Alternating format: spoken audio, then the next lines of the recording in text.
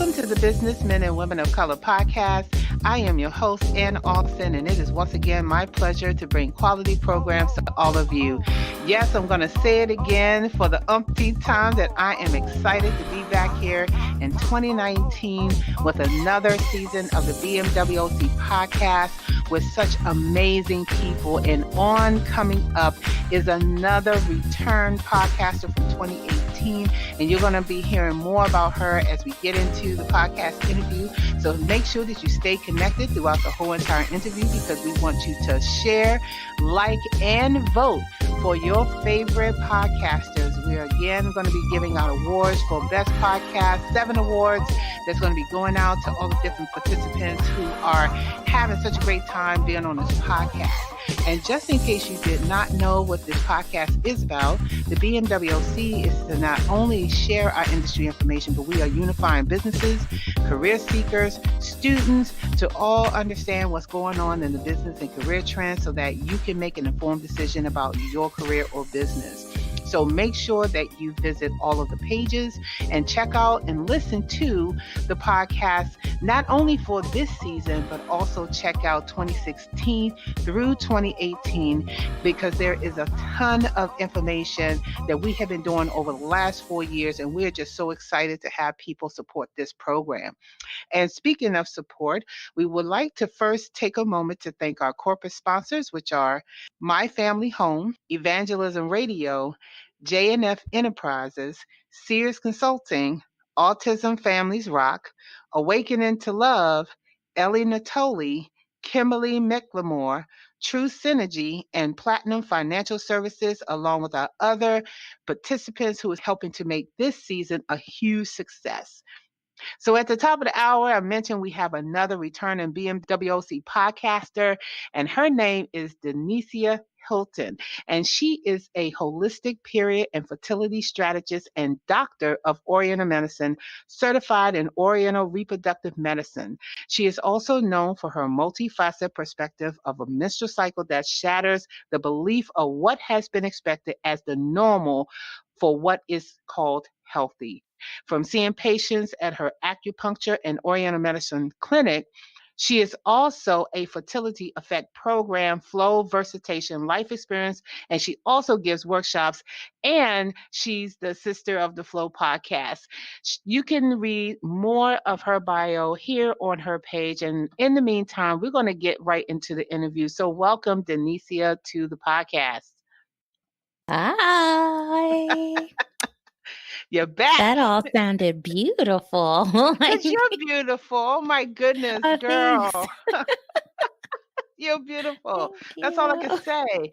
And you know what? I am so happy that you are here and you're back supporting the BWMOC. And so for those who may not know who you are, just give a quick little spiel of who you are and where you came from and how you got into this. And for everybody else, please make sure you go back to the 2018 and check out De'Nicea's original interview. Yeah. Let's see here. So this is great. Actually, I like, little history and everything. I actually started out in private practice about 3 years ago. My decision as far as focusing on women's health and reproductive issues, fibroids and painful periods, endometriosis, and fertility, actually all stemmed from like my own experience in that I had painful periods and whatnot too. The thing is that there is I found that there was huger or bigger issues at hand when it came to treatment. And I became really aware of these options that were presented to me, or actually they weren't even presented as options. It was pretty much like, this is what you're going to do. And that this is what you were going to do that was presented was, we're going to put you in the patch. Right before I went to college, and pretty much as a teenager, there was a tumor that was found and it was spreading.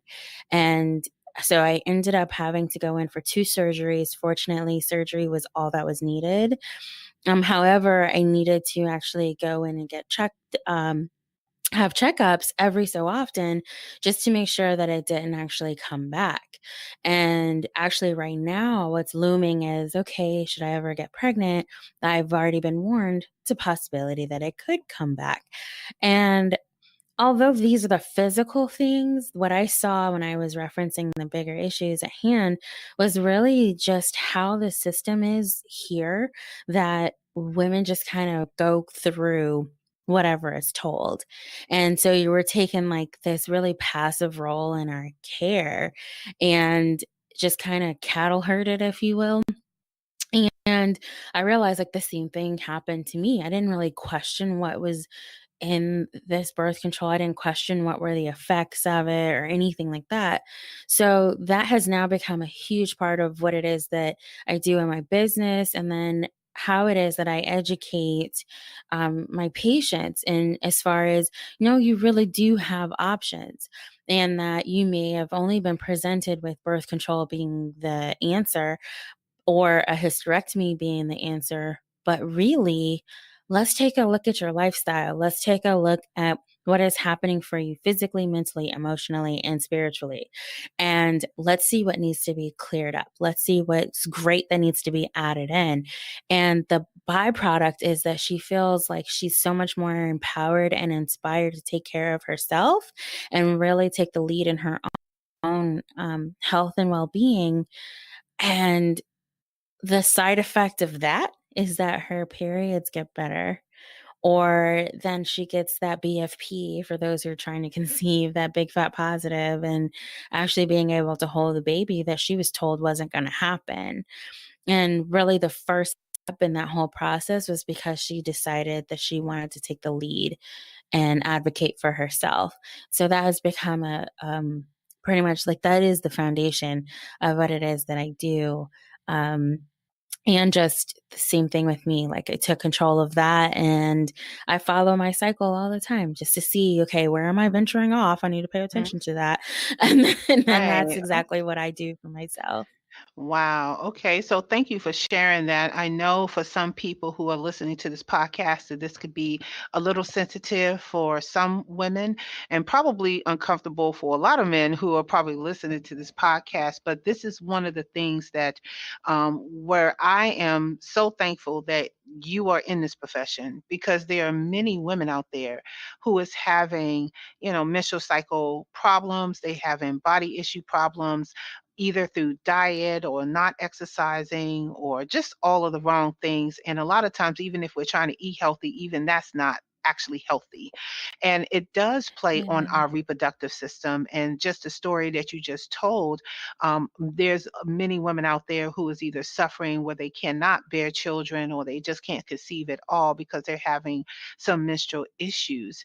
And so I want to thank you for even going into this field, because we need more people like you to go into this field to, to help women who are having these types of issues.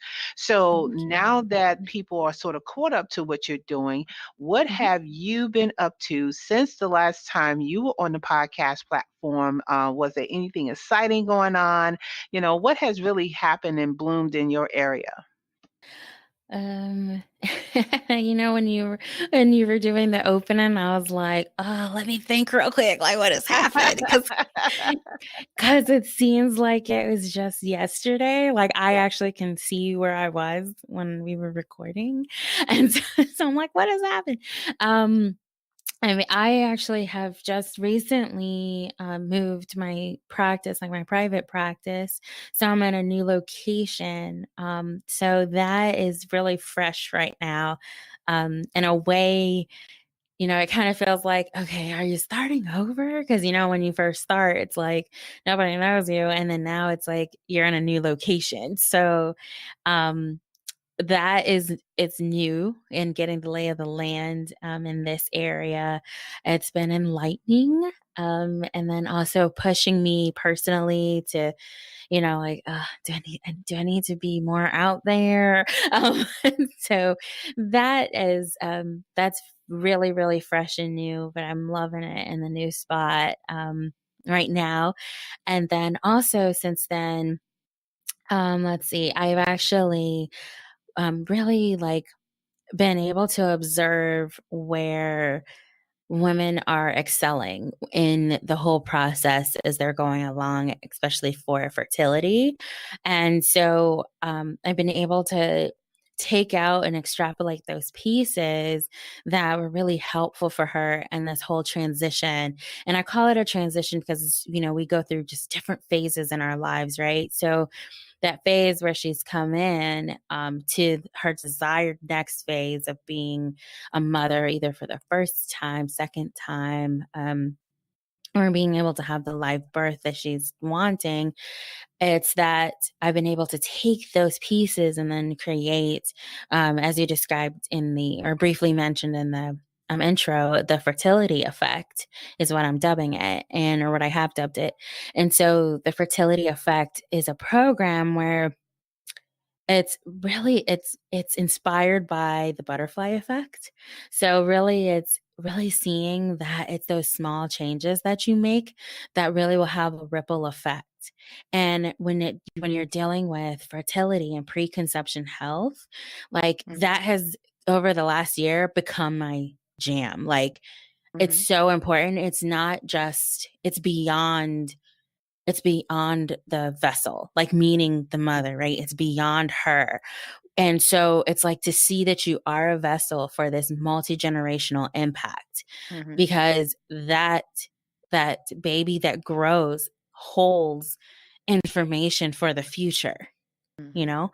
And so it's like, oh, how powerful is it to like take part in this with these women like right now and just know, even just switching up, the way that you might eat, or being able to transmute that energy from what may have negatively impacted you, or so you thought so far in your life, and then not carrying that forward, or not having someone else carry that forward, and just like really taking that with her and like really ushering. I mean, it's just been like just so huge to me. And that's been a lot of my focus over the last year. And so to like get these texts of these positive pregnancy tests and all of in the baby pictures, it's just been like so heartwarming. And it's like, oh my gosh, like you totally did it. You rocked it. And to see these babies pop out and you're like, you're just awesome. And they're so different. And it's just really beautiful. So I would say those two things would be my huge highlights for the past year. Okay, fabulous. And you know what? I'm glad that you talked about that. But one of the things I did want to ask you is just quickly kind of define when you said the butterfly effect. I'm not quite sure exactly what that means, but I think it has in part in some of the stuff that you've already outlined in your narrative just now. But I just think for me, I just want to kind of understand what the butterfly effect is. Okay, so this can seem quite paradoxical, right? So hopefully you can just stick with me. And actually, some quantum physicists, inherent in what the butterfly effect is that it's an oxymoron in a way. So it's kind of like Schrodinger's effect, and that's something completely different. So I'll focus on this. But you think about a butterfly, and the butterfly effects theory is that even just from flapping the wings of the butterfly, just like even that simple movement of the wind might be able to trigger like a huge storm across the world. So the opposite side of the world. And so it's dealing with quantum physics in that you can tweak one thing in this present and it will have an effect. It may potentially have an effect, a monumental effect somewhere else that you wouldn't even think would be associated. But it just shows how connected we really are on that quantum physics level. Okay, thank you for explaining that, and I definitely Yeah. understand it. And I'm glad that you broke it down in a way that I can understand it. So, as you are kind of like moving into your new space and getting into new avenues where you are, what has been the impact for some of the clients that you have met that may have been different from the last time that you were on the podcast? That may have been different.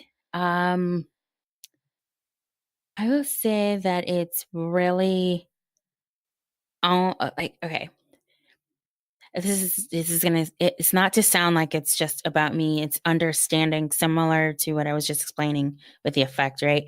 When we're practicing our medicine, and even when we were going into school and everything, we were actually, it was highly recommended that we that we pay attention to ourselves and we keep on top of ourselves, because we can actually attract and mirror that, and we start to see that in our patients, right? So, um, with that being said, it was this turning point for me of like really owning what I'm really good at and showing that to other people. And when I did do that, that's when I really started seeing even bigger shifts for my patients. So that is that I have a very strong connection with the mental emotional side, and being able to adopt and use and applications from Eastern medicine, and how the mental emotional impact will manifest physically. So for me, being becoming comfortable to go there with these women changed it. Like, it changed the game, because they then felt more confident. And it's like I said, it's a mirror. So like, as I felt more confident, they began to feel more confident. Mm-hmm. Then Mm-hmm. as I became more open and vulnerable in my life, they became more open and vulnerable. And then through that process, they were able to actually, like, Mm-hmm. really, I want to say, really heal and really process Mm-hmm. some things that were holding them back, if that makes Gotcha. sense. But Yeah, you absolutely. know, Yeah, yeah, absolutely. Because I think one of the things I was wondering too, with all of the different changes that's going on and realization for, self-awareness, self-help, and self-health, yeah. do you find that more women are really seeking help in terms of their fertility over the last few years? Or do you think that we are still not being as forthcoming, which is why you have to really exert that confidence so that they feel confident, when you're doing it. Yeah. Okay. So that's a really good question. Um, so I think that actually, as I pay attention to like some of the info that comes out, because mind you, most women that maybe when they realize that, hey, we've been trying and then like nothing's happening, they don't necessarily say, let me go to a doctor of oriental medicine or acupuncture physician first. So we end up having to pay attention to like, how are things moving in Western medicine and what's happening there, those trends. And so there has been an increase as far as women going and seeking information and help, right? But they'll go there first, to like a fertility specialist or their OBGYN, or someone like that. Our reproductive endocrinologist is another that they might go see. So there has been an increase there. Now, there's also at the same time, the big article comes out like, our population may be in jeopardy because fertility rates are at a low. And the thing is that you have people in my generation, the millennials, things are quite different. So as far as what millennials are saying that they want, and there's many of them that, or many of us that are like, it's not necessarily that we wanted the family like right now. So you're seeing where they're waiting until later. And then there's like this focus on career, or there's a lot of the whole digital nomadism that's going on. So Mhm, a lot of the things that somebody might equate to beginning a family, like stereotypically, they'd be like, they're mhm, going to be stable, they're going to be in one spot, they're going to be buying a house. Those are all mhm, things that a lot of millennials are not doing. So, so, okay. so like that's playing an effect. But then when they are ready to start their family, now, everything that they did, right? Because millennials these are all generalities, right? And I try not to speak in generalities, but these are generalities. They're like, I want to be, I want this career where I'm purposeful. And then they're really activists. They're like, I'm going to be in it. I'm going to dig in it. I'm going to be active in it. And the thing is that some of that mentality actually is working against the women that are trying to get pregnant. And so that's what I'm seeing by the time they might get to me or like someone else in the field, in my field, it's that mentality.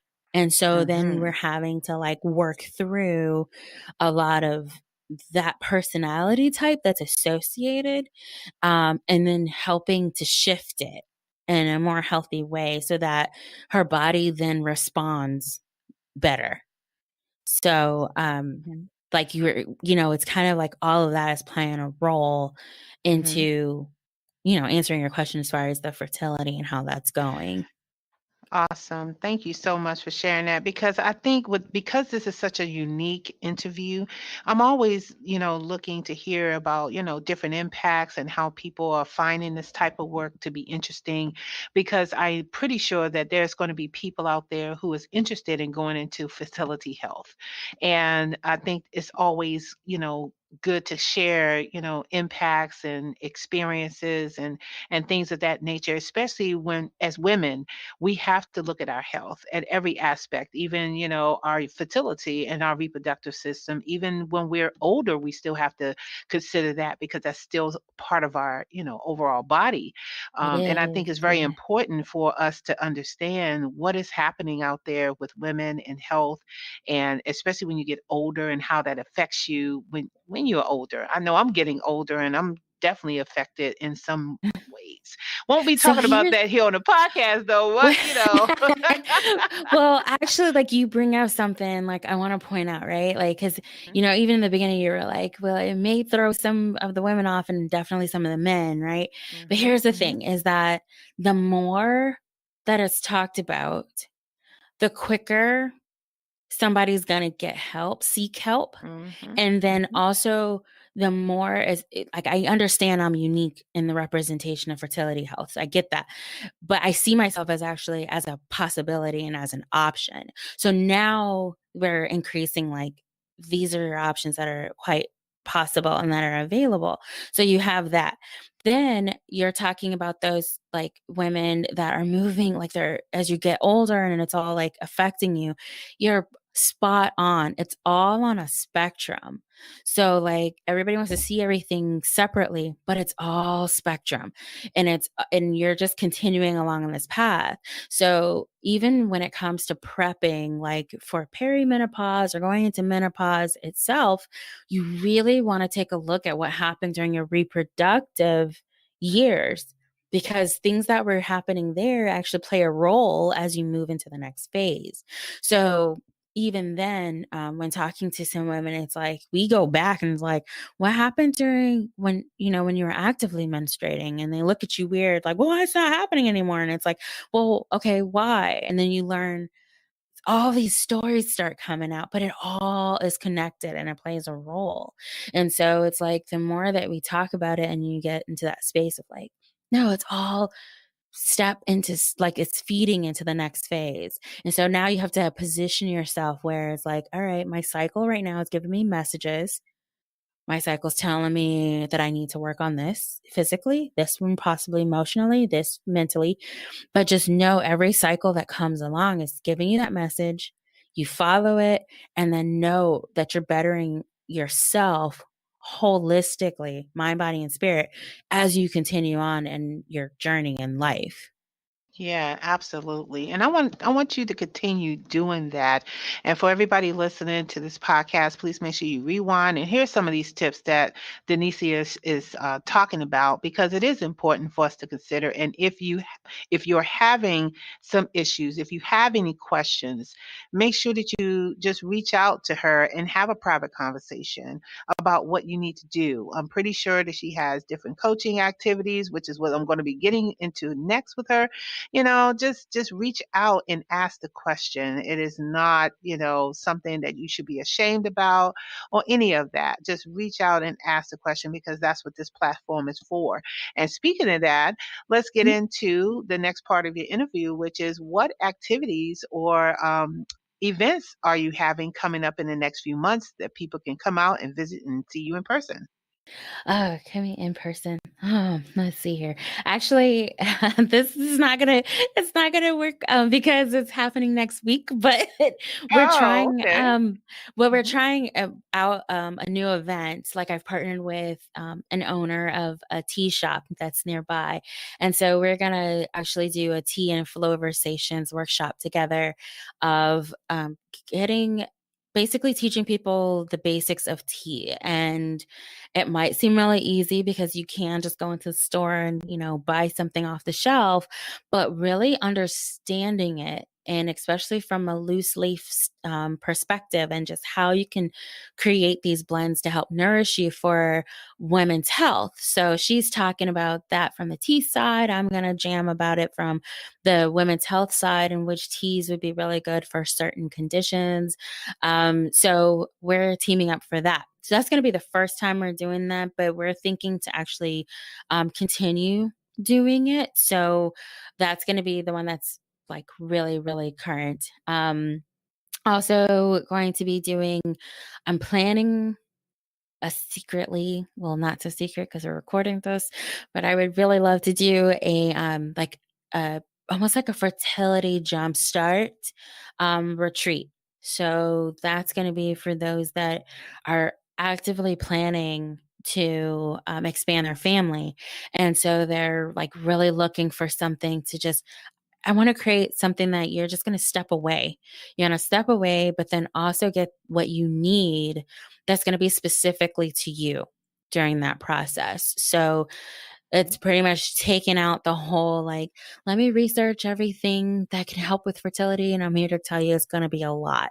But really, the focus needs to be on what it is that you need, because this is your journey, this is your path. Mhm. So, that retreat, like I'm in very uber early planning Super early. stages. Planning So stages.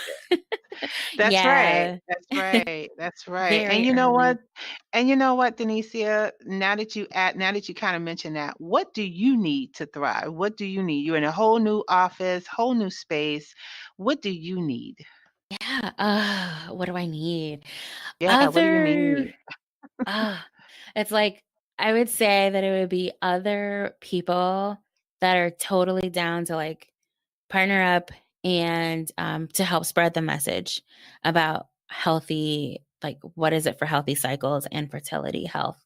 So whether it's others that are, creating platforms like yours, through other podcasts, or those that are hosting summits that are in front of other women, that most of the time you are not going to know that she's having these issues, because it is something that's held so private. However, once I get in front of them and they see, oh my gosh, there's somebody who helps with this, then that would help. And so those platforms help me be able to spread the message about what's healthy versus what's normal. And then also just encouraging her to seek out what her options are. And then me being able to help them get to that place that they really want to be at when it comes to their periods or their fertility. Absolutely fantastic. So give everybody your website and your contact information so that they can reach out to you. Yes. So website is De'NiceaHilton.com. So it's D as in dog, E N as in Nancy, I C as in cat, E A, De'Nicea Hilton, HILTON.com. And you'll also find me on Facebook and Instagram. Under those handles, it's actually my podcast, The Sisters of Flow. So it'll be Sisters of Flow on Facebook and Instagram. Fantastic. And so, everybody, if you're listening to this podcast, I want to remind you that everybody who is on this podcast is sharing information that could be beneficial to you or someone who you know.